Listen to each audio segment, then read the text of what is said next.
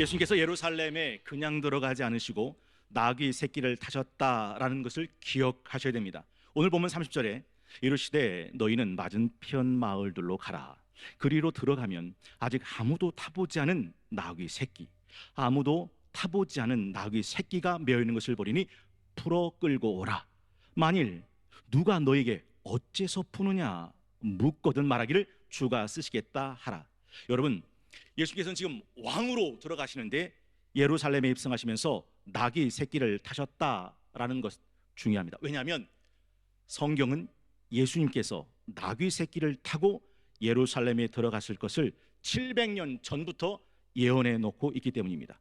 스가랴 9장 9절 말씀에 시온에 따라 크게 기뻐할지어다, 예루살렘에 따라 즐거이 부를지어다.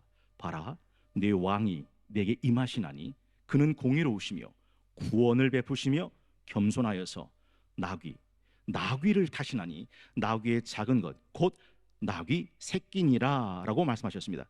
여러분, 예수님의 전생에는 모든 삶이 예언된 성경 말씀의 성취였다고 예수 그리스도의 발자국, 예수님과 예언편을 함께 나누신 분들은 이미 다 기억하고 계실 겁니다. 마태복음 1장 22절은 이렇게 말하죠.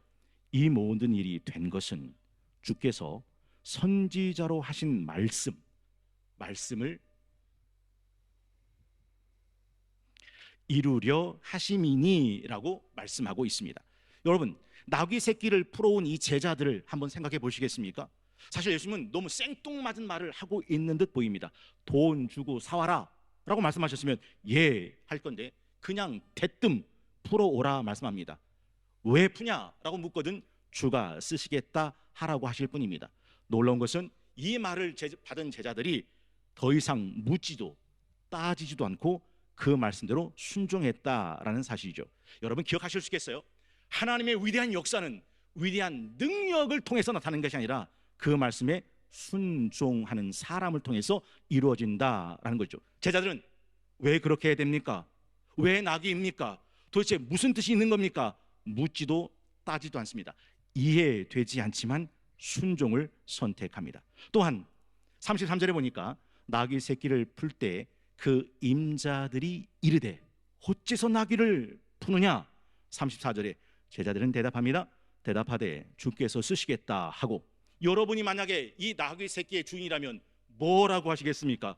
아, 그래요 하시겠습니까? 주가 쓰시겠다라는 이 말 듣고 이 주인은 그저 그걸 받아들입니다. 35절입니다.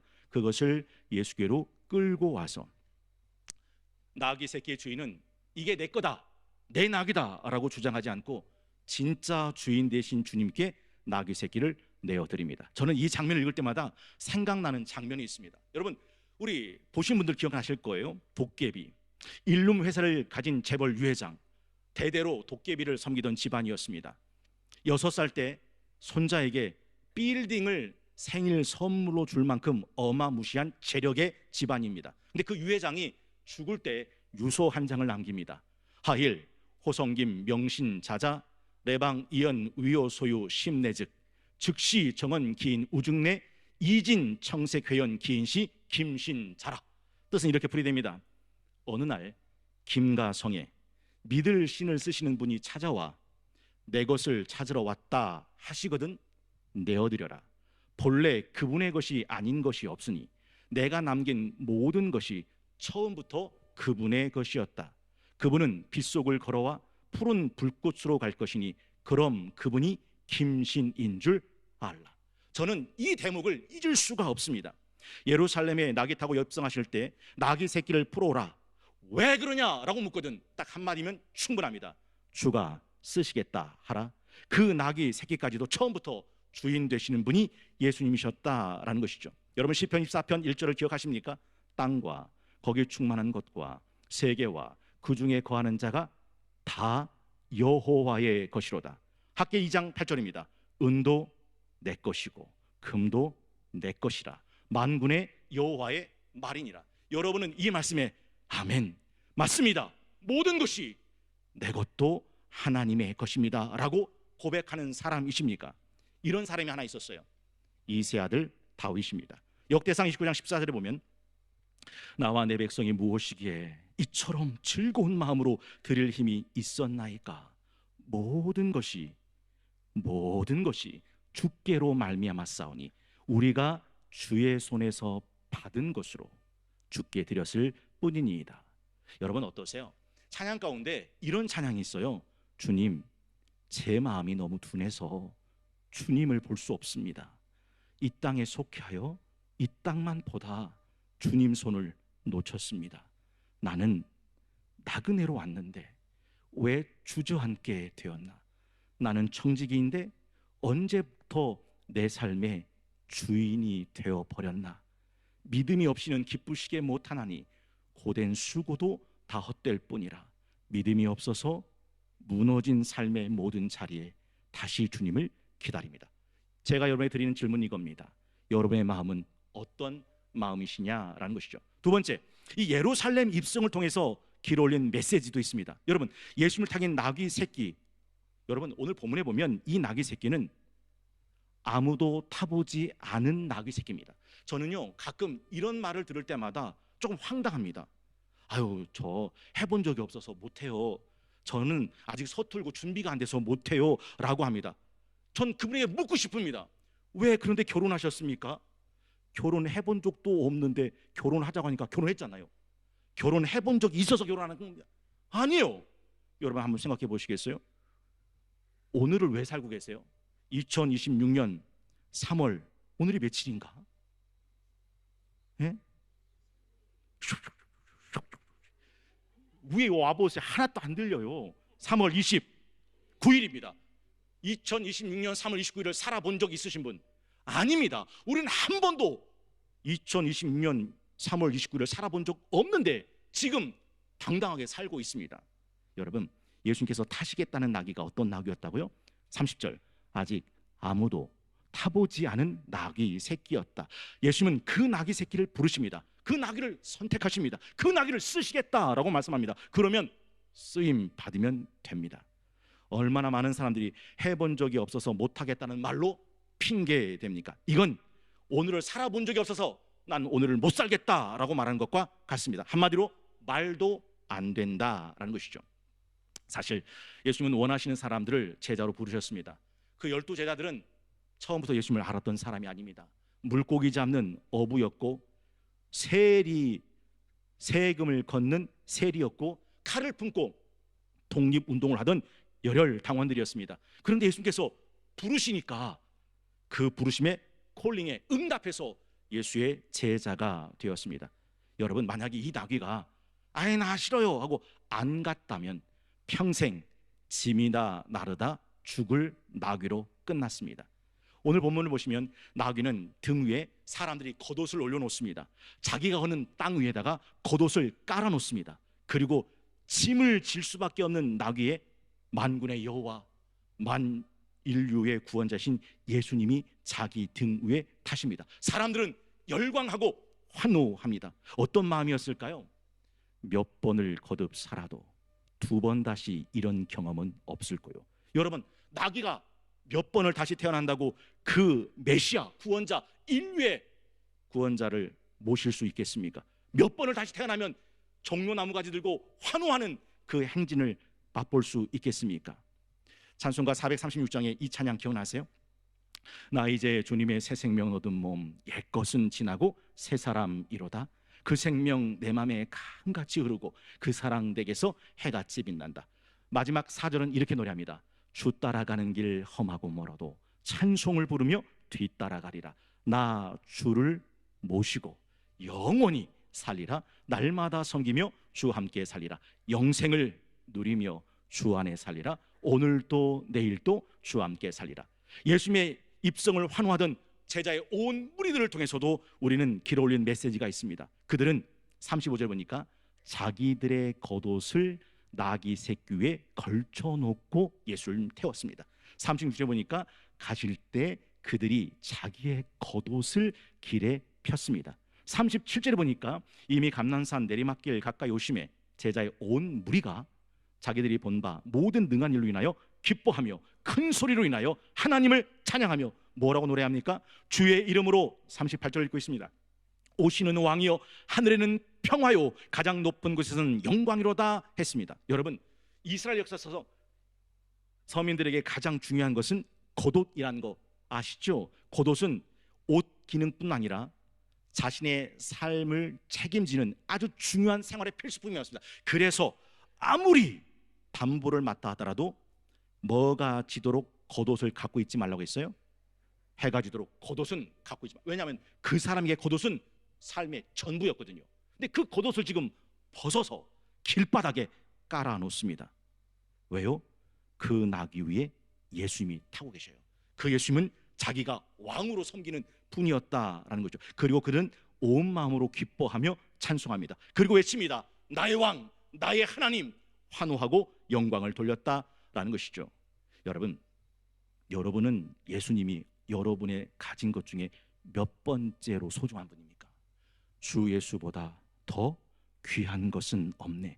세상 부귀, 세상 영광, 세상 즐거움, 그 어떤 것과도 바꿀 수 없다라는 그 고백처럼 정말 내 삶에 예수님은 최고입니다 라고 고백하며 살아가십니까? 여러분, 헌신은 그 사람의 신앙을 깊이 있게 만듭니다.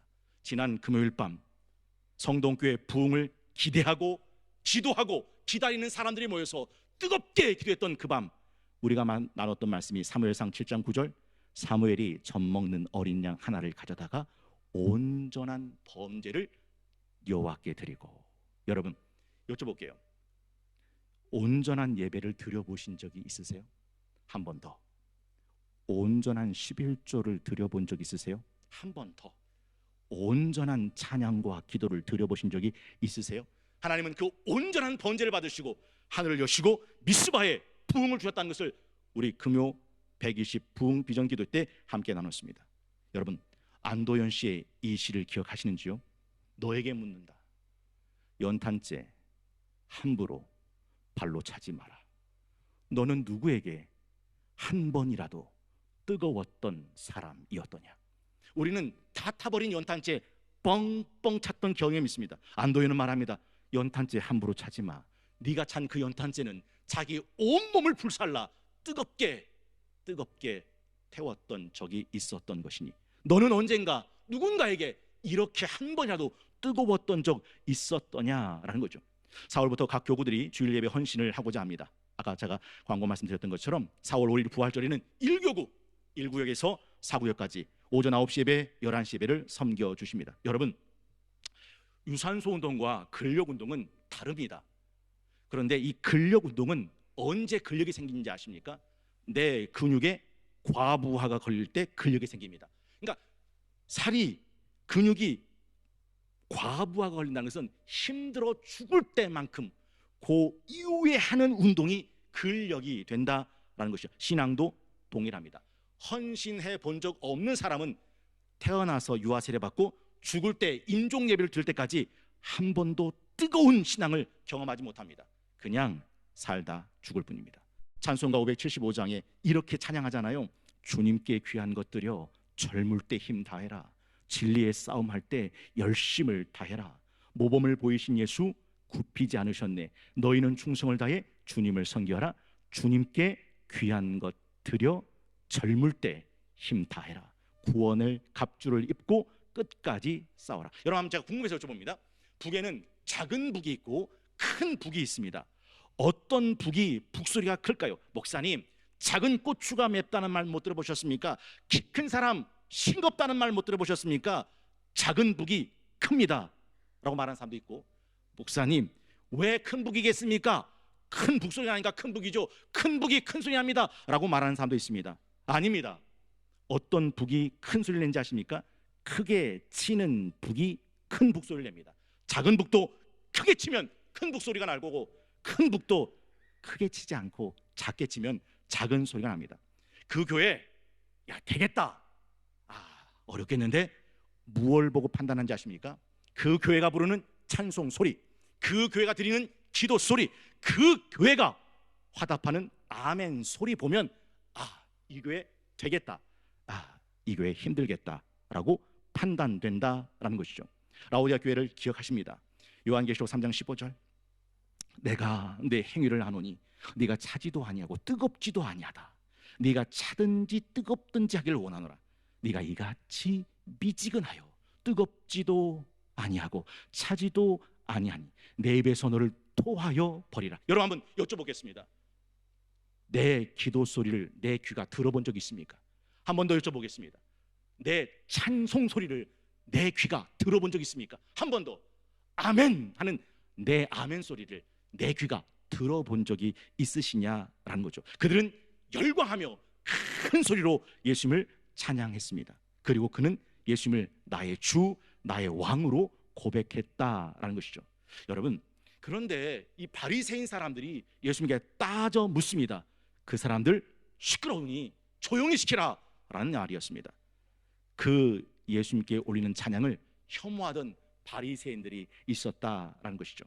여러분, 혹시 하나님의 이세 아들 다윗을 만나니 내 마음에 합한 자라, 내가 저를 통해 내 모든 일을 이루리라 하셨던 그 다윗이 어떻길래 하나님은 그렇게 말씀하셨을까 생각해 보신 적 있으십니까? 다윗은 왕이었지만 하나님 앞에서는 어린아이처럼 기뻐 뛰며 찬양하며 춤추는 사람이었습니다. 역대상 15장 29절에 보면 그 다윗의 춤추고 뛰는 걸 조롱하는 한 사람이 등장합니다. 이름하여 미갈입니다.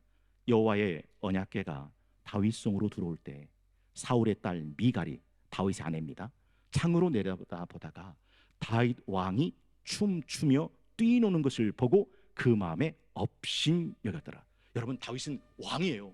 일국의 왕이에요. 그런데 어린아이처럼 춤추고 노래하고 기뻐합니다. 하나님 이걸 보고 이세 아들 다윗을 만나니 내 마음에 합한 자다, 내가 그를 통해 내가 할 모든 일을 이루겠다라고 말씀하셨습니다. 그런데 미갈은 어떻게 됐는가? 여러분 기억나십니까? 다윗의 찬양을 조롱했던 미갈의 마지막은 사무엘하 6장 23절에 이렇게 끝납니다. 그러므로 사울의 딸 미갈이 죽는 날까지 그에게 자식이 없으리라. 찬양을 멸시하는 자의 말로가 어떤지를 성경은 적나라하게 말해주고 있다라는 것이죠. 성경은 큰 소리로 기도하고 큰 소리로 찬양하고 큰 소리로 아멘으로 화답하라 라고 말씀합니다. 그런데 대적자들은 소리 내지 마라, 찬양하지 마라, 기도하지 마라, 아멘하지 마라 라고 그 입을 닫아 버린다라는 것이죠. 여러분, 산헤드린 공회가 제자들에게 했던 말이 뭐죠? 다시는 예수의 이름으로 말하지도 말고 가르치지도 말라. 그런데 성경은 우리에게 구원과 찬양과 기도를 입술로 고백하고 삶으로 드러내라고 말씀합니다. 한번 들어보십시오. 나는 기도해야 할 때 침묵하진 않으셨나요? 나는 찬양해야 될 때 망설이지는 않으셨나요? 나는 복음을 증거해야 될 때 입을 닫아버리진 않으셨나요? 두려움 때문에, 부끄러움 때문에, 내 무관심과 영적인 나태함 때문에. 그때 예수께서는 그 바리새인들에게 뭐라고 말씀하셨습니까? 이들이 침묵한다면 돌들이라도 일어나 소리 지르리라. 여러분, 하나님을 향한 찬양은 막힐 수가 없다라는 거죠. 막을 수 없는 고백, 멈출 수 없는 찬양, 터져나오는 기도였습니다. 저는 찬송가 550장이 그렇게 좋아요. 시온의 영광이 빛나는 아침, 어둡던 이 땅 밝아오네. 3절은 이렇게 노래합니다. 봐라, 광야의 화초가 피고 말랐던 시냇물은 흘러오네. 이 산과 저 산이 마주쳐 올려 주 예수 은총을 찬송하네. 여러분, 혹시 자꾸 내 속에 입술이 닫혀지고 목소리가 작아진다면 전 여러분들에게 그 입을 열어 하나님을 찬양하는 찬양의 입술이 되실 수 있기를 축복합니다. 내 입술이 열리지 않아 내 입술에서 기도가 나오지 않는다면 다시 내 입을 열어 하나님을 찾고 간구하고 기도하는 여러분이 되실 수 있기를 축복합니다. 다시 믿음과 용기를 가지고 나는 내 주 예수 그리스도를 나의 왕, 나의 하나님, 나의 구원자로 섬기는 사람입니다. 복음을 전파할 수 있는 저와 여러분, 우리 성동교회가 되실 수 있기를 주의 이름으로 축원합니다.